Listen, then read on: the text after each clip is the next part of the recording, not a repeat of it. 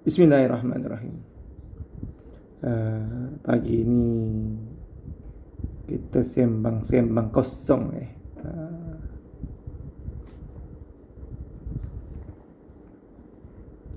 Sembang apa begini? Bini di pasar. Bolehlah buat YouTube ni. Tak kerja ni, tak kerja ni tak kerja. Raya. Okey topik tertajuk tajuk lah konon-kononnya. Konon tajuk lah.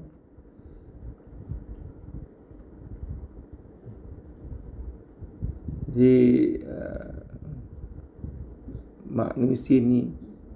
banyak manusia ni kalau ditanya apakah agama yang benar,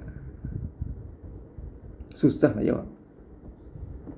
Susah kalau tak ada ilmunya. Ilmu tu nak kena baca lah. Baca, nonton mana-mana sumber-sumber yang tak kisah sumber mana lah, baca lah. Baca sana. Jadi kita buat penilaian lah. Apakah yang kita baca, apa yang kita tonton tu betul. Itu kena menilai lah. Jadi majoriti ni memang susah nak jawab lah. Sebab masyarakat memang malas baca, nonton malas, suka mendengar lepak-lepak warung. Yelah, macam mana kan. Jadi kalau seorang Buddha ataupun Hindu, kalau ditanya kenapa anda Hindu, ataupun orang Buddha dia tanya kenapa anda Buddha, ataupun Kristian, kenapa anda Kristian, mungkin Islam sama kenapa anda Islam. Kebanyakannya akan menjawab saya lahir sebagai Islam, saya lahir sebagai Kristian, ataupun agama lain lah. Jadi malas nak pening-pening, malas fikir, ikut aje apa agama mak bapak kita. Majoriti orang seperti itulah. Malas nak fikir, senang cerita tu malas nak fikir.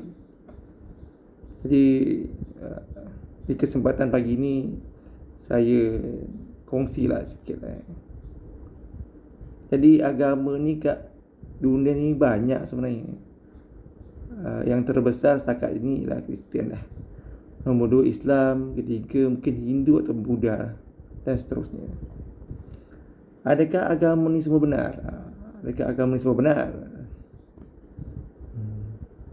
Kalau agama benar, mana Tuhan banyak lah. Sedangkan bumi ni cuma satu, pasti Tuhannya cuma satu. Jadi agama mana yang benar? Jadi sebagai manusia, pertama kita kena tahu lah apa tujuan hidup kita. Tujuan hidup kita tu kena tahu. Dari mana kita tahu? Baca lah, apa lagi? Baca dari sumber-sumber yang sebaiknya lah, yang boleh dipercayai. Kalau dalam Islam, sumber yang terbaik itu ialah Al-Quran ataupun hadis, ataupun buku-buku karangan ulama. Tapi zaman sekarang ni tengok YouTube pun dah boleh. Senang, nonton aja, tak payah baca, boleh. Tapi dari sumber-sumber yang kita percayai dan sumber-sumber yang valid lah. Jangan dari ustaz-ustaz mana-mana yang kita tak kenal. Jadi kena ustaz yang kita kenal, dari segi background pendidikan dia, insya-Allah. Dan kita buat penilaian lah. Jadi macam mana nak terangkan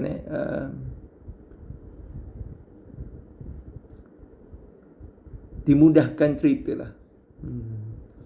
Ada satu video daripada Dr. Zakir Naik tu, beliau mengatakan hanya dengan Al-Quran saja dia mampu membuktikan Islam itu benar. Selain dari itu tak boleh. Jadi Kalau agama lain macam mana? Bagaimanakah mereka membuktikan kebenaran? Melalui Bible. Apa kriteria yang nak diungkapkan? Ataupun melalui kitab-kitab lain. Sebab bukti yang paling konkret ni ialah dokumen. Dokumen tu maknanya dalam bentuk kertas lah. Kalau kita pergi bank, surat perjanjian tu dalam kertas. Tak ada surat perjanjian tu dalam online ke soft copy, tak ada. Mesti dalam kertas. Jadi dokumen yang sangat bernilai tinggi dan valid lah, disahkan ialah dalam bentuk kertas yang diterbitkan. Jadi kita merujuk pada Al-Quran. Al-Quran itu adalah dokumen untuk orang-orang Islam. Jadi bukti kebenaran Islam tu terletak di Al-Quran. Dulu Nabi Muhammad pernah mengatakan, mukjizat aku adalah Al-Quran. Zaman Nabi Muhammad mengatakan seperti itu. Tapi kita mungkin dengar macam tu lah. Tak tahu apa yang dimaksudkan dengan mukjizat Al-Quran itu. Jadi sekarang telah terungkap. Zaman-zaman moden ni, di akhir zaman ni terungkap dan sekarang pun dipopularkan lah.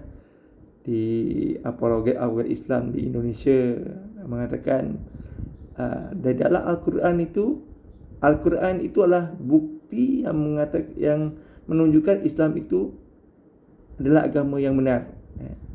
Bukan agama yang paling benar, agama yang benar.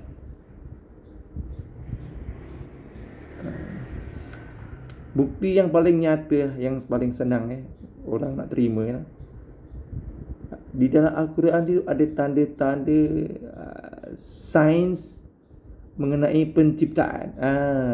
Penciptaan yang kita senang mudahkan, penciptaan. Sama ada penciptaan alam ataupun penciptaan makhluk-makhluk. Jadi Allah ungkapkan, Tuhan mengungkapkan dalam bentuk firman-Nya. Jadi contohnya ada satu, bukan contohlah, ini kalau tak salah surah Baqarah tu ayat 53. Kami akan memperlihatkan tanda-tanda kebesaran kami di merata-rata tempat dan pada diri mereka sendiri, sehingga sebagai tanda Al-Quran itu benar. Jadi ayat ni sebenarnya sangat-sangat mendalam. Sangat-sangat mendalam kalau kita perhatikan benar-benar, kita memahami konteksnya lah. Jadi ayat ni tidak berakhir di sini saja. Dia ada kelanjutannya. Kelanjutan di mana? Banyaklah nanti. Contohnya saya tak ingatlah di surah mana lah, tapi lebih kurang kejadian Big Bang yang diakui oleh sains astronomi, bahawa bumi ini dan langit-langit sekitarnya dulu adalah satu yang padu, dan ada kejadian memisahkan mereka. Jadi di dalam Al-Quran pun dah disebutkan. Saya buka ayat ni, saya cek sekejap. Saya ada tulis ni kat mana. Kita cari ada. Okey, tanda-tanda kekuasaan Allah. Okey.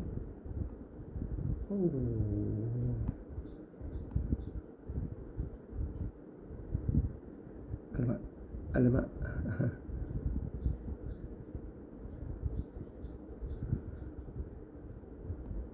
Tak ada pula. Mana?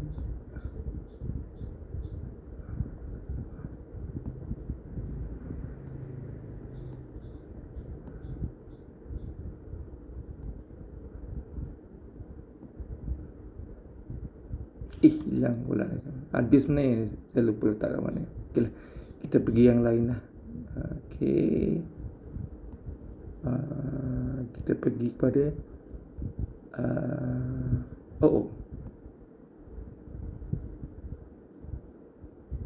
gunung. Okey. Yang lain Okey.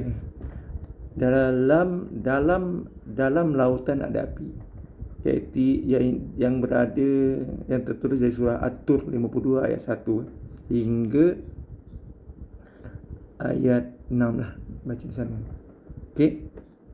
Itu salah satunya lah. Yang seterusnya ni awan, An-Namal 27 ayat 88, gunung itu bergerak. Jadi sekarang telah terbukti gunung-gunung tu sebenarnya bukan dia boleh bergerak. Ada ni. Okey. Teori Big Bang ni yang tadi saya mula-mula sebutkan, iaitu Al-Anbiya 21 ayat 30 berbunyi maknanya, dan tidakkah orang-orang kafir itu memikirkan dan mempercayai bahawa sesungguhnya langit dan bumi itu pada awalnya bercantum, lalu kami pisahkan antara keduanya. Dan tambah keren lagi ni, ditambah lagi, tambah hebat lagi, ada pernyataan, dan kami jadikan dari tiap-tiap benda hidup, maka mengapa mereka tidak beriman. Itu yang antara yang paling popular lah. Banyak lagi, saya ada lebih kurang ada 10 ni, sebenarnya lebih 10 lah. Okey. Ada banyak lah sebenarnya, ada, kalau tak salah saya ada 20 lebih. Saya mengambil catatan daripada ceramahnya Dr. Zakir Naik, ada 20 lebih lah. Jadi daripada tanda-tanda yang disebutkan dalam Al-Quran tu, tanda-tanda kekuasaan Allah, tanda-tanda penciptaan alam semesta ni, termasuk manusia, Allah ceritakan dalam Al-Quran. Dia boleh dikatakan agak jelas, dengan tidak ada kesalahan dari segi ilmiah sains moden. Okay. Jadi kalau Al-Quran tu bukan datang dari Allah, mana datang menulis semua kan. Jadi kena faham lah. Okay. Saya nak jelaskan pun susah sikit lah satu persatu, tapi itulah antara kehebatan Al-Quran yang kita yakini, umat Islam yakini sebagai mukjizat yang terhebat lah. Kalau dulu mungkin kita mengatakan mukjizat Al-Quran tu kerana bahasanya kan, tapi di akhir zaman ni barulah kita mengetahui bahawa mukjizat terhebat Al-Quran itulah tanda-tanda sains, penciptaan alam semesta ini yang Allah beritahu dalam Al-Quran, dan tidak ada satu pun yang salah. Contohnya yang pernah macam salah ialah Al-Quran mengatakan matahari itu berputar. Berputar pada porosnya berputar. Pada ketika itu ahli sains belum mengatakan, tak berani mengatakan.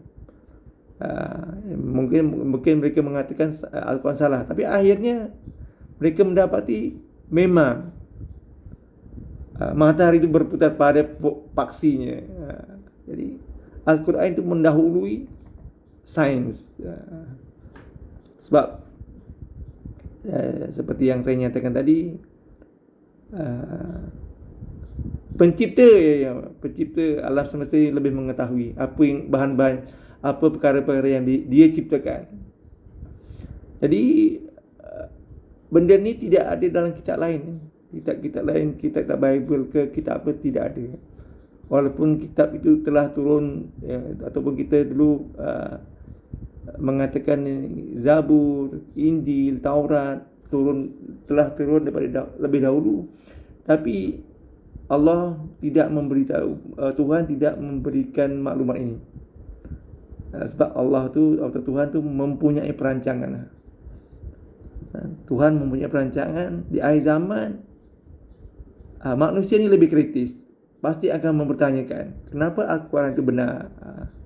Jadi Allah telah menyediakan jawapannya. Jadi terpulanglah masing-masing menggunakan otaknya atau fikirannya yang waras, pilihlah Tuhan yang mana.